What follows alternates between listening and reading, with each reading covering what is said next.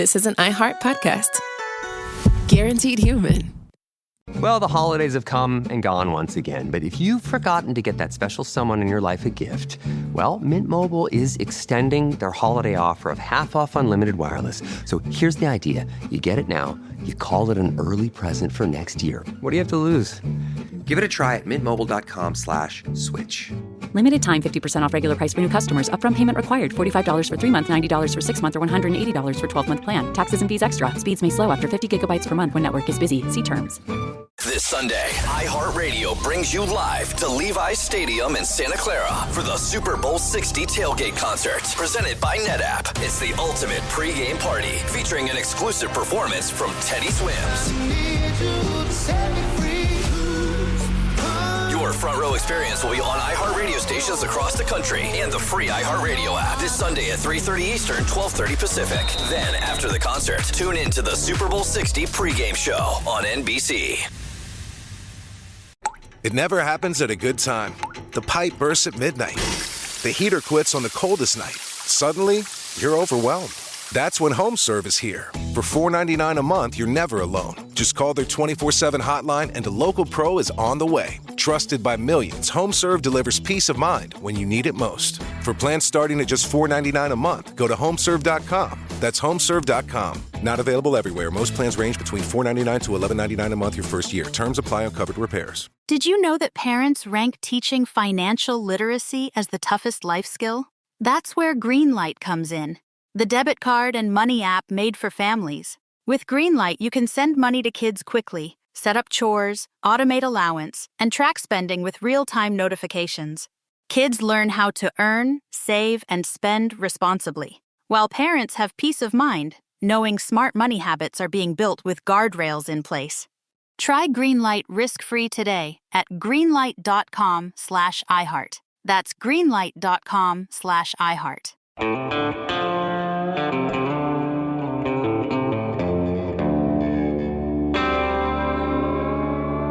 Body Bags with Joseph Scott Morgan.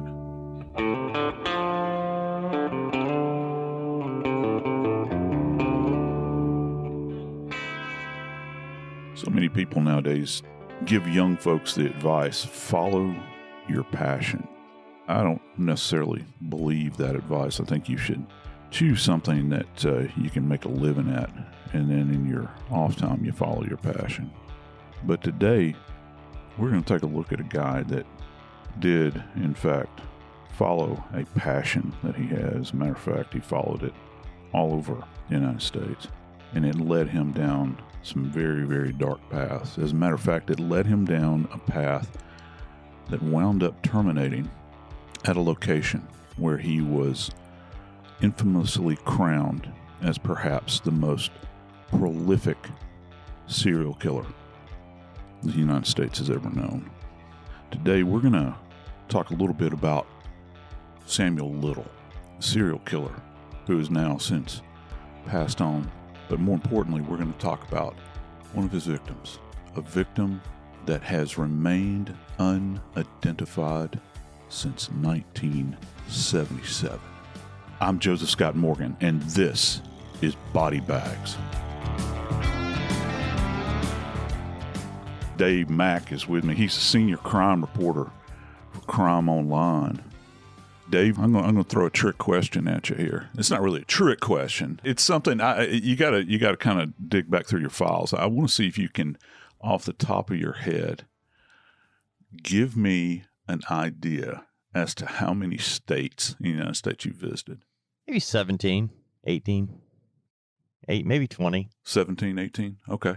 What's the area of the country that you probably have the least amount of experience with traveling to? Let's see, from like Wyoming, Montana, Oregon, Washington State, that area, when you go up towards Canada, I got nothing there. It's kind of the opposite for me. I've been up in those areas, but I've never been to the northeastern corridor, further north. And, well, I have. But the places I'd really like to go, like Maine and Vermont and New Hampshire and upstate New York, particularly in the fall. I think that's a lot of people out there, at least that's a dream trip for them. If you've never been, you need to go. I would love to. I really would. And that's something that my wife and I are passionate about. I mean, it is, I talked about, following passions and that sort of thing. We love travel. I think about all of the money I wasted on my kids when they were growing up, going to amusement parks of all things.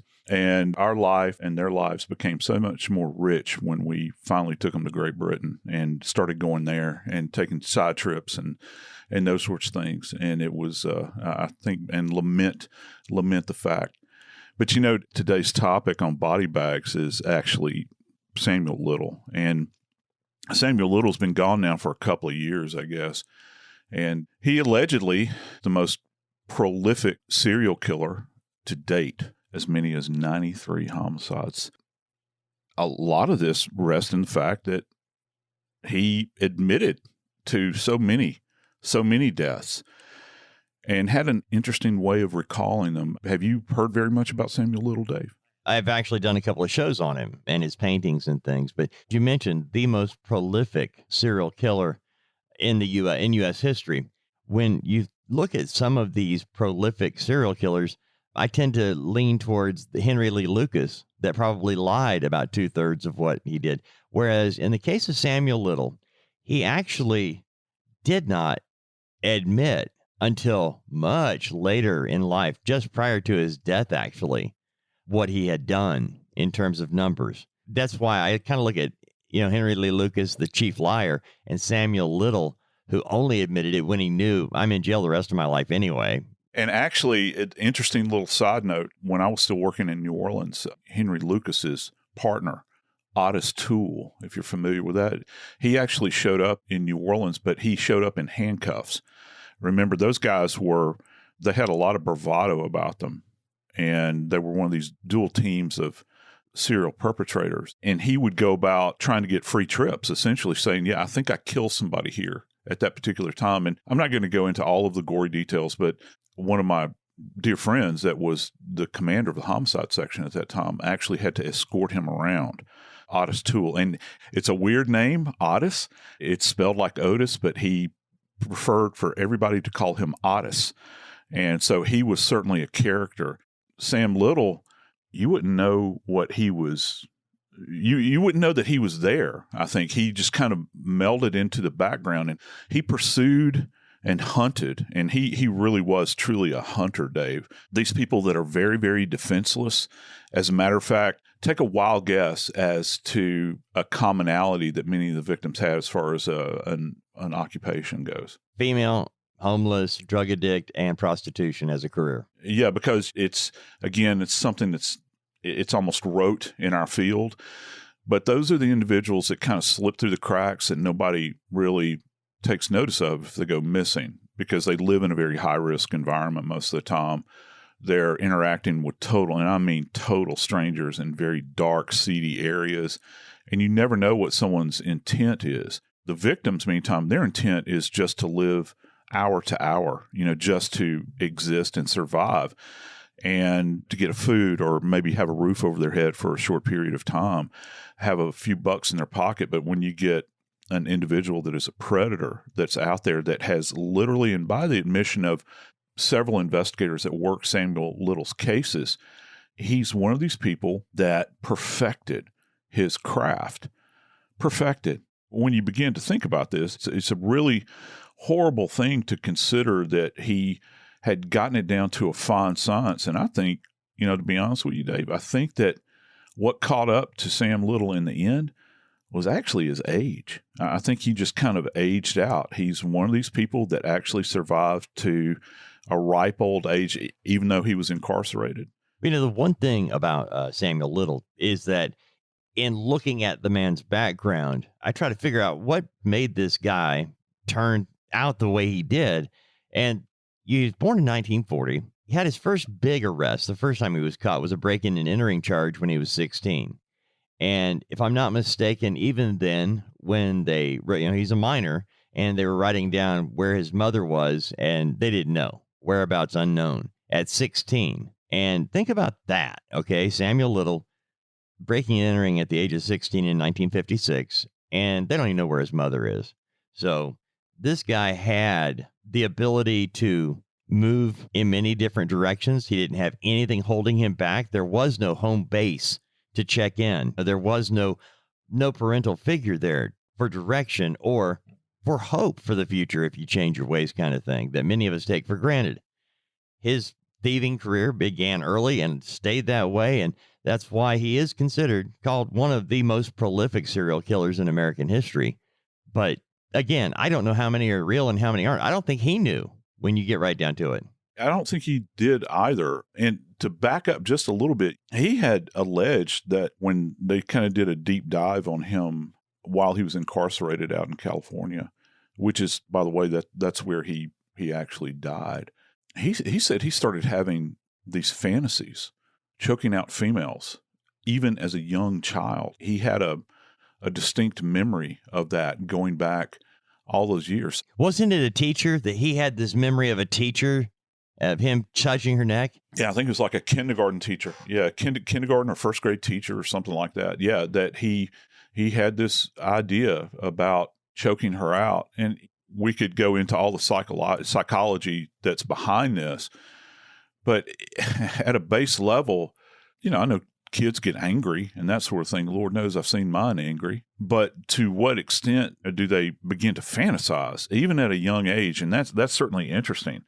Bring down this kind of horror, or at least they're thinking about it at that young age. And so if that becomes kind of like a compulsion in your life, you begin to think about it. That's your driver. That's the reason I started out, kind of talking about vocation as opposed to avocation, passions. Some of these individuals, this is their main focus. Their main focus, obviously, many of these individuals, is to get to the next victim. It's like swinging from vine to vine. And that's what they're looking to do. Everything else in their life is kind of it's a peripheral issue. They're thinking about, do I need to get a job? We think about, well, I got to keep the lights on. I got to pay the bills, that sort of thing. Well, maybe so. But for them, that was just an aside. If I can go steal from somebody, if I can, do an armed robbery, if I can shake somebody down in some way, maybe sell a little dope. Because at the end of the day, all I want to do is sexually assault women and choke them to death.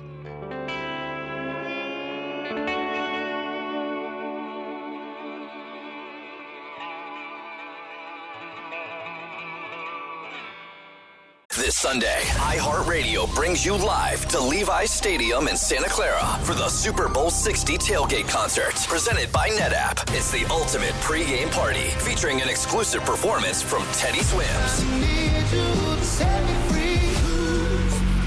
Your front row experience will be on iHeartRadio stations across the country and the free iHeartRadio app this Sunday at 3:30 Eastern, 12:30 Pacific. Then, after the concert, tune in to the Super Bowl 60 pregame show on NBC. Well, the holidays have come and gone once again, but if you've forgotten to get that special someone in your life a gift, well, Mint Mobile is extending their holiday offer of half off unlimited wireless. So here's the idea. You get it now, you call it an early present for next year. What do you have to lose? Give it a try at mintmobile.com/switch. Limited time 50% off regular price for new customers. Upfront payment required. $45 for 3 months, $90 for 6 months, or $180 for 12-month plan. Taxes and fees extra. Speeds may slow after 50 gigabytes per month when network is busy. See terms. Are you a fraud-paying American? It's a fact that 1 in 4 honest, hard-working, tax-paying Americans has been a victim of identity theft. With LifeLock Identity Theft Protection, though, if your identity is stolen, they fix it, guaranteed, and get you your money back. Last year, the IRS flagged over $16 billion in refunds for identity fraud. That's billions of dollars that could come from your salary, overtime, or second job. But this year, you don't need to stay a victim. LifeLock monitors millions of data points per second for your personal information and alerts you to threats you could easily miss on your own. And if your information does fall into the wrong hands, only LifeLock has U.S.-based restoration specialists who are backed by the $1 Million Protection Package. Because this tax season, fraud-paying American is something no American should have to claim. Visit LifeLock.com/iHeart and save up to 40% your first year. That's 40% off at LifeLock.com/iHeart. Terms apply. Support for the show comes from Public, the investing platform for those who take it seriously. On Public, you can build a multi-asset portfolio of stocks, bonds, options, crypto, and now generated assets, which allow you to turn any idea into an investable index with AI. It all starts with your prompt. From renewable energy companies with high free cash flow to semiconductor suppliers growing revenue over 20% year over year, you can literally type any prompt and put the AI to work. It screens thousands of stocks, builds a one-of-a-kind index, and lets you backtest it against the S&P 500. Then you can invest in a few clicks. Generated assets are like ETFs with infinite possibilities, completely customizable and based on your thesis, not someone else's. Go to public.com/podcast and earn an uncapped 1% bonus when you transfer your portfolio. That's public.com/podcast. Paid for by Public Investing. Brokerage services by Open to the Public Investing Inc. Member FINRA and SIPC. Advisory services by Public Advisors LLC, SEC registered advisor. Generated assets is an interactive analysis tool. Output is for informational purposes only and is not an investment recommendation or advice. Complete disclosures available at public.com/disclosures.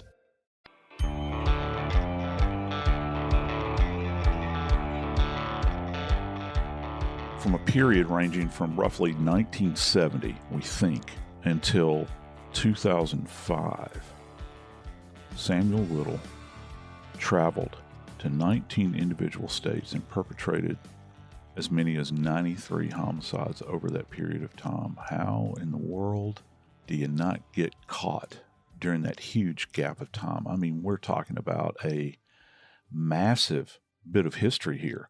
Chronologically, you think about that, and it's something. It's hard to understand this. It's hard to make sense of it. And I think that probably, at least in my experience, one of the most difficult things is how the families make sense of it, particularly when you've got an individual victim who has been probably forgotten by the family to a certain degree, and then they just don't see them anymore. Maybe there were sporadic phone calls. Maybe there were letters. Maybe there were cards. Maybe there was contact at the holidays, but all of a sudden, we don't know what happened to her. She has vanished. Interesting to point out, Joe, that in the time period we're looking at, pre-2005, this is pre-smartphone. This is the last few years of Samuel Little's killing spree, if you want to call it that. But during, that was when cell phones and things like that started coming into play. But when you look at, according to him, his first murder taking place in 1970, going from there to 2005, a majority of that time, there was a real transition in how law enforcement solved crimes. I mean, you didn't have DNA like we expect it now. Solving a crime now, TV shows have burned us with this, but we think the average person that you go to a crime scene, you find a drop of blood, and there we go, we got the killer's DNA. Here it is. It's not the way it was. How did they solve crimes back in the pre-DNA days, Joe? What did they do when, first of all, you mentioned you've got somebody who is on the outside of what we consider normal behavior society. You've got they didn't have cell phones, as I mentioned, no email, no internet, and where you would have a daughter that had gone wayward, didn't communicate with the family often, and there was no real way of tracking them down. So when they do pass and they're an unidentified individual, being a Jane Doe, for example, Macon's Jane Doe comes to mind, but the family doesn't even know where to begin looking. The police don't know who she is, and the people they can talk to find out are street people who don't have the best recollections. You don't have DNA. You've got fingerprints if the person's been busted, and you can match those up. But how did you solve a crime in the 70s when you've got a dead a person on your hands that nobody's looking for? You're a mind reader. I can't believe you're asking me this question, because it's the actions that were taken in Macon, Georgia back in 1977 that brought us to this point. And kind of a background, you're right, we didn't have the fine point. And I love to put it that way. I'm kind of a simple guy. And so if you imagine a number 1 pencil when you're in the first grade and that big blunted end on it, and imagine a modern mechanical pencil that has this micro tip on it, that's where we are. That's where we've come from. And the blunted point to biological evidence back then was essentially blood typing. When we're talking about pure biology, pure biological tiebacks, and that was reliant upon a couple of factors. First off, did you have sample? Were you able to separate, say, for instance, in the case of a rape victim, the the rape victim's blood or the murder victim / sexual assault victim's blood from the killer's blood. And then if you've got the killer's blood, what's the sourcing of the blood? Did he cut himself in the midst of it? Was he shot? Was he punched and he was bleeding from his lip? Or was he what you refer to as a secretor? And back then that was a big deal. And it's still kind of a big deal. But, you know, when you think about secretors in their saliva and then in seminal sample, and to a certain degree in fecal sample as well, secretors, they make up, I know I'm going to get this wrong. It seems like 35 to 40% of the population will secrete red blood cells into one of these samples. All right. So if you have ejaculate at the scene and you have a secretor, there's a chance that you will actually find a red blood cell in there. And if that's the case, then you can type it. But think about the types. We've got AB, then we've got A, B, and O. And so those are your only choices. I mean, you have O pos, O neg, you know, B pos, B neg, A pos, A neg, and then you got AB pos, AB neg.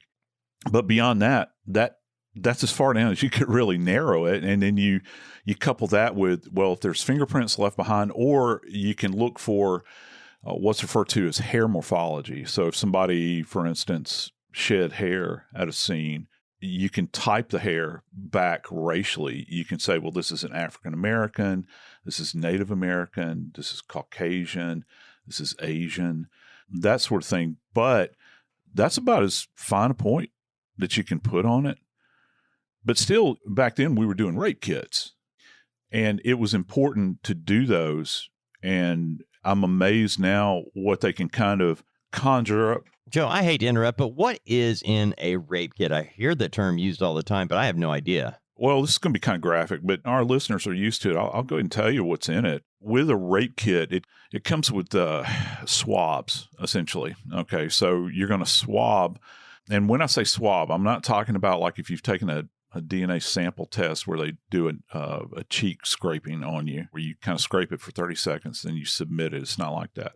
With swabs, if anybody has ever been to the doctor's office and you've seen these really long wooden-handled Q-tip swabs, okay, you take a grouping of the swabs and you kind of cluster them together, and those will be inserted literally into each orifice of the body, besides the nose and the ears.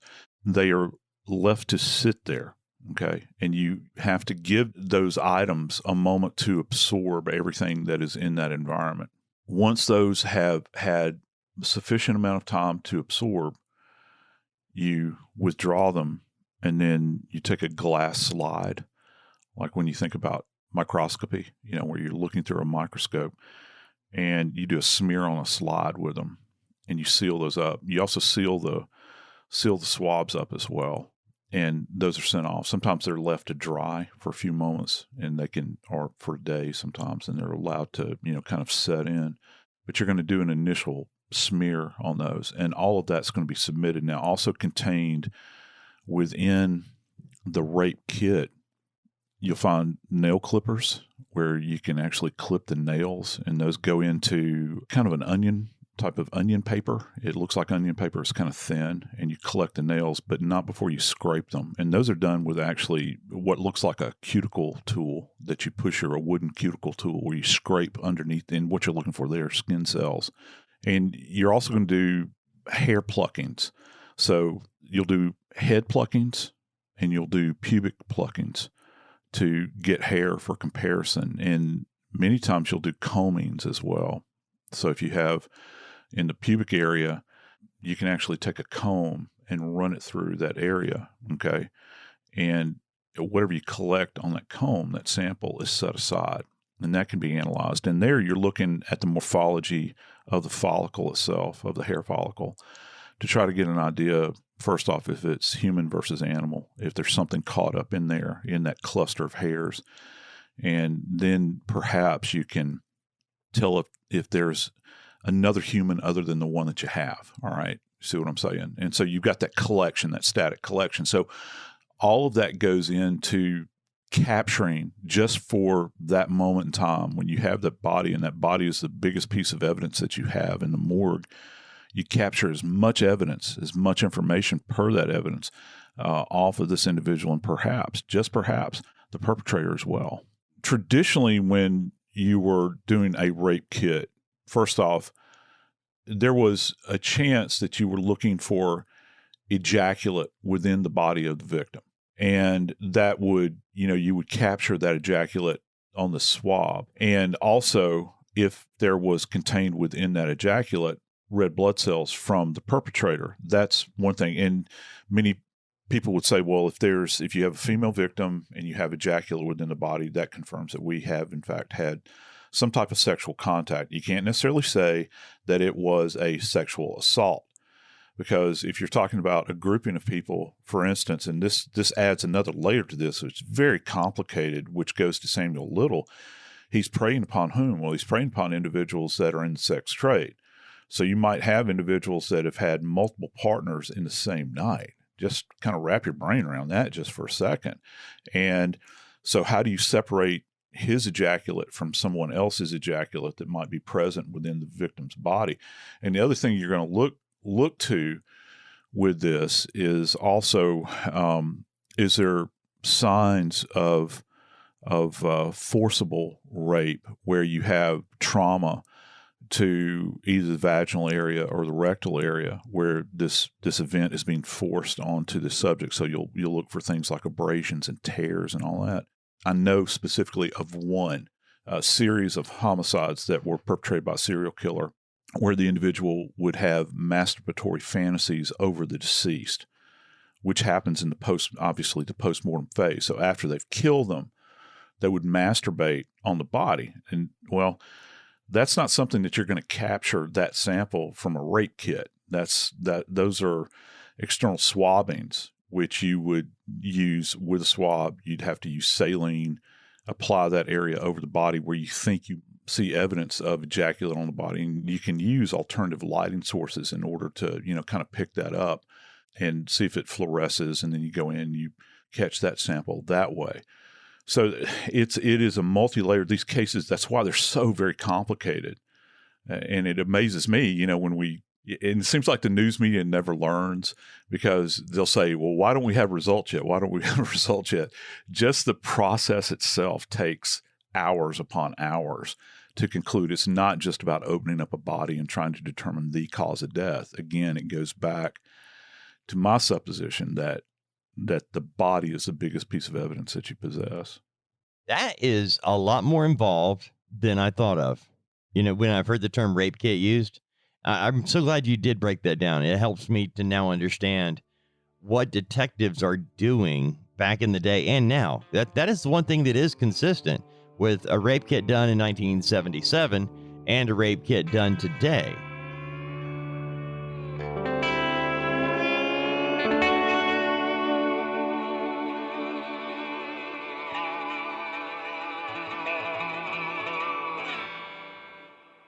This Sunday, iHeartRadio brings you live to Levi's Stadium in Santa Clara for the Super Bowl 60 tailgate concert, presented by NetApp. It's the ultimate pregame party, featuring an exclusive performance from Teddy Swims. Your front row experience will be on iHeartRadio stations across the country and the free iHeartRadio app this Sunday at 3:30 Eastern, 12:30 Pacific. Then, after the concert, tune in to the Super Bowl 60 pregame show on NBC.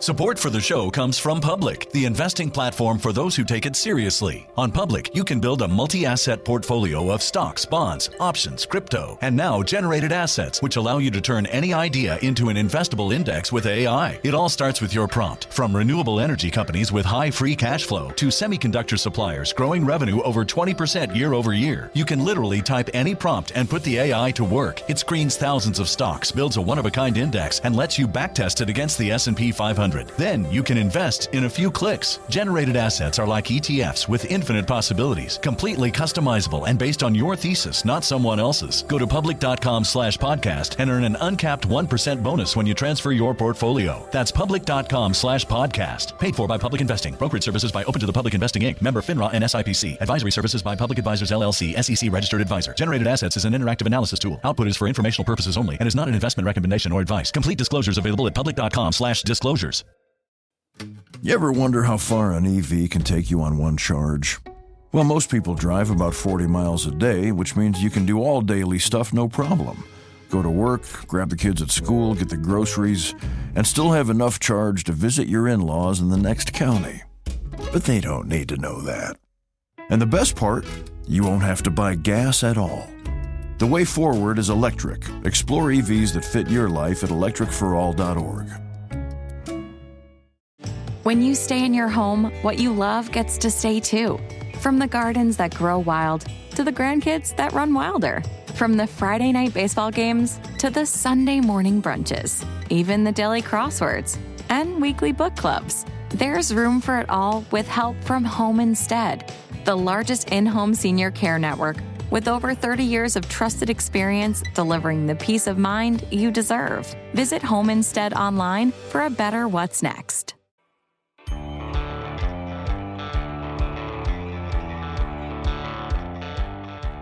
There are moments in time that many of us have had that work in investigations where I think retrospectively we go back and we view ourselves as historians.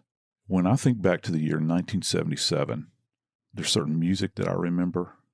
I remember just starting junior high school. I remember playing sports. I remember the smell of my mom's cooking. But in 1977, in the town of Macon, Georgia, along a road called Arkwright, there was a discovery that was made. The choices and the decisions that those investigators made all those years ago came to fruition all these years later, where a lady was finally identified through DNA. What say you, Dave? It wasn't as simple as DNA. That's what I say. I looked at this, Joseph Scott Morgan, and I have to tell you that over the last few years, I am so thankful that we met because you're a great guy and I like talking to you, but I've learned so much about what law enforcement investigators deal with from the moment they're called to a crime scene to the moment of conviction of the suspect. And so much is made of forensic stuff. We have television shows. Fortunes have been made on dramatizing DNA and forensic stuff that we take for granted. It's so much more involved than what any of us know. But when you've got somebody that is found dead in 1977, think about it. Jimmy Carter's the president. One of the things that we were following it then was Billy Carter urinating outside of LAX. We've got, an energy crisis. We've got a lot going on back then.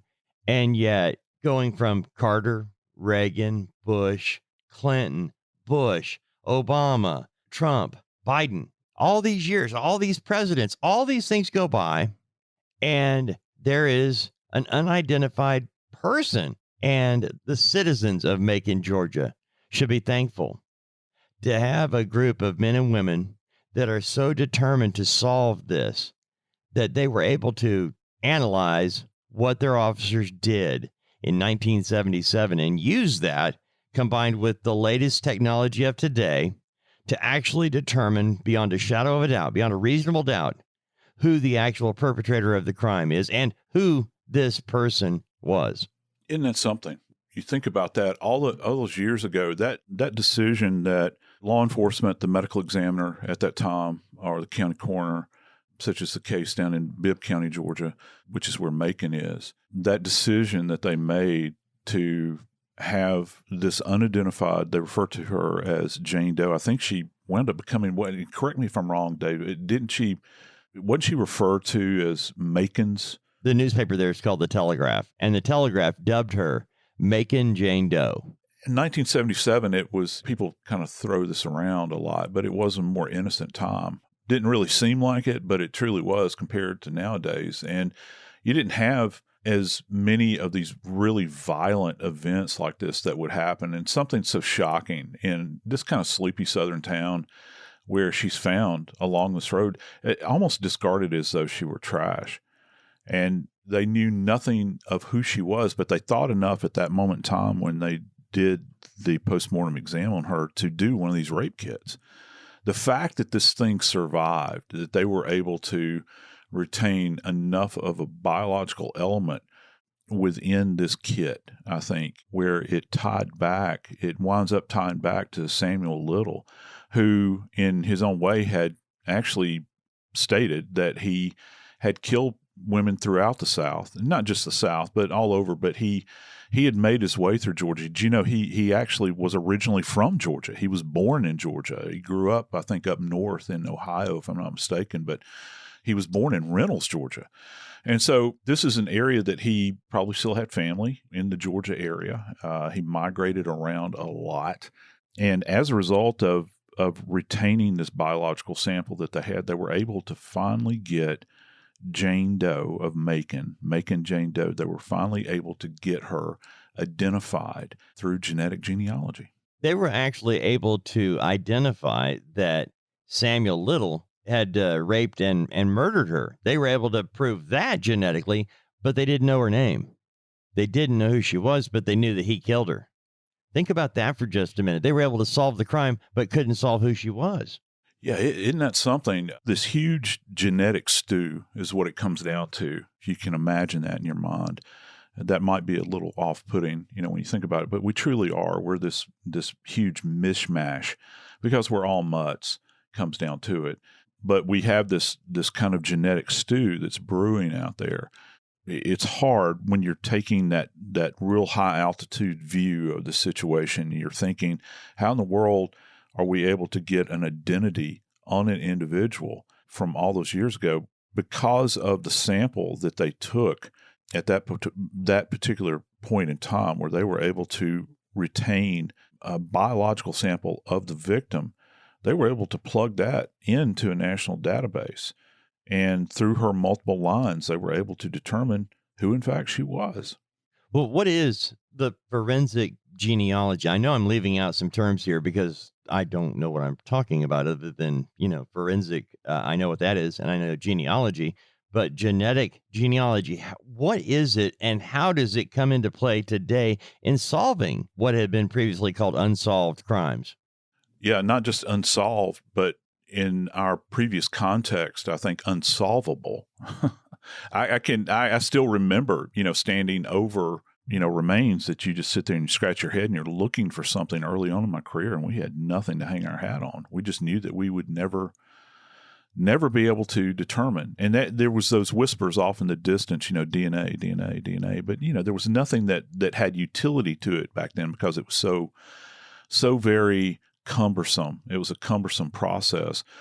But with most DNA genealogical pursuits, they have a sample that is set aside as a result of something that they've collected off of a body.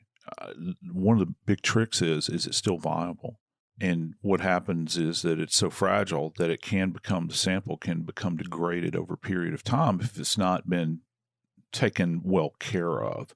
And in this particular instance, it was. So when you have genetic genealogy going on, a sample can actually be submitted into a data bank that might be associated with a group like NamUs, which is a forensic group that's based, it's based upon this idea that everybody deserves to be identified, and there would be a static collection of the samples that are out there, and you combine that with people that have been submitting samples of their own to try to determine their own genealogy, perhaps, which is fascinating in and of itself that we can do that nowadays. But every now and then you'll get a hit. Most of the time, what the key to solving these cases are, relative to relatives, if you will, are cousins.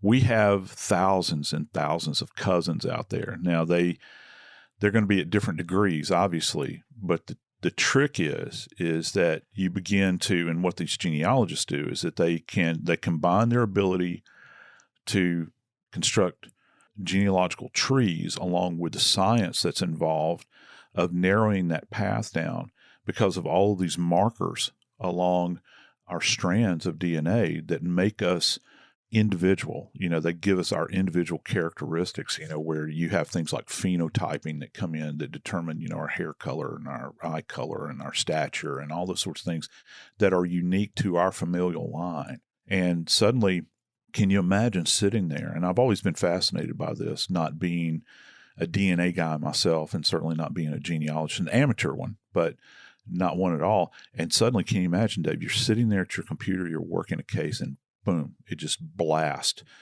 You've created this thing that just comes to reality. Suddenly you say, oh my God, I've got 8 cousins here of this person. Who is this person? Now, what do you do with that information if you're a police officer? Well, you apply good old-fashioned shoe leather at that point in time. You go out and you knock on doors and you say, hey, do you have somebody in your family that you may be related to that's missing, that you guys have not had any knowledge of in some time? After you go through that number of people, all of those cousins, sooner or later, it'll begin to narrow down your field. Well, they're not starting from zero anyway. They've done in some investigation. Law enforcement has. But they've built a case on the evidence that they have. And so when those cousins do pop up, it starts filling in the blanks. We saw it happen with the Sherry Papini case a couple of years ago. She faked her own abduction. And when everything was said and done, the sweatshirt that she was wearing the day she popped back up, they took it and they found some DNA on it, I don't know, spit or whatever. And when they broke it down, it was actually came back to the father of the man that she was staying with her during all that time. And it was just funny because once they narrowed it down to that family name and this guy, they had their connection to Papini and went, okay, here it is. And I look at these from the news standpoint of how we cover them, Joe. And whenever you see that the genetic genealogy and you realize people have uploaded their own DNA to websites, 23andMe or whatever, and they're trying to find their own family tree. I think my brother-in-law did this. That it opens up this whole new world of potential suspects that, and there's been some legal fighting about that and what is acceptable and, what is free and not. But the bottom line is if you can take this genetic genealogy and follow it back and can identify somebody who for nearly 50 years has been nothing except Macon's Jane Doe, I just can't think of how much better this is going to get. Many, many mysteries will potentially be unlocked as a result of this technology moving forward. And I think in the case of this poor woman who all those years ago came face to face with a monster who wrapped his hands around her throat and choked the life out of her, you're going to have many of these mysteries that will be solved. And that's certainly the case with Yvonne Pless, who had remained unidentified for all these years. And finally, her family has some answers. Samuel Little actually died on December 30th of 2020 in Los Angeles County Area Hospital in Southern California. The California Department of Corrections and Rehabilitation sources don't indicate a cause of death. And I bring that up only to make sure you understand that he was in prison in his final days. Samuel Little was, and had been there for some time. He was 80 years old when he died. And at the time of his death, Yvonne Pless had not been identified. That has only taken place in the recent past. And when they did actually identify who had previously been known as Macon Jane Doe, and when the family of Yvonne Pless was notified and she was no longer a Jane Doe but was identified, again, Samuel Little already dead, but her family had the opportunity to get closure. And they actually issued a statement that said, "We appreciate the interest in our family member's story. When Captain Jones and Miss Hutzel notified us that Yvonne had been identified, we were unaware she was deceased. We are mourning the loss of our loved one and have no comments at this time. We ask that our privacy be respected." That is the story of Macon Jane Doe, her identity, Yvonne Pless.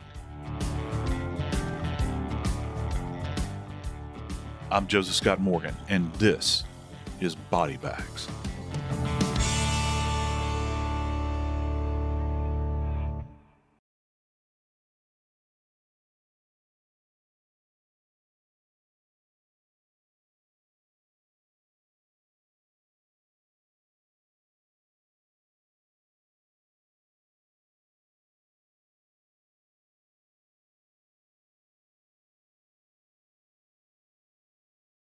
This Sunday, iHeartRadio brings you live to Levi's Stadium in Santa Clara for the Super Bowl 60 tailgate concert, presented by NetApp. It's the ultimate pregame party, featuring an exclusive performance from Teddy Swims. Your front row experience will be on iHeartRadio stations across the country and the free iHeartRadio app this Sunday at 3:30 Eastern, 12:30 Pacific. Then, after the concert, tune in to the Super Bowl 60 pregame show on NBC. Are you a fraud-paying American? 1 in 4 tax-paying Americans has been a victim of identity fraud. With LifeLock, if your identity is stolen, they fix it, guaranteed, or your money back. Last year, billions in refunds were stolen. Could be from your salary, overtime, or second job. Gone. But this year, you don't need to stay a victim, because this tax season, fraud-paying American is something no American should have to claim. Save up to 40% your first year. Visit lifelock.com/iHeart. Terms apply. At CVS, it matters that we're not just in your community, but that we're part of it. It matters that we're here for you when you need us, day or night. And we want everyone to feel welcomed and rewarded.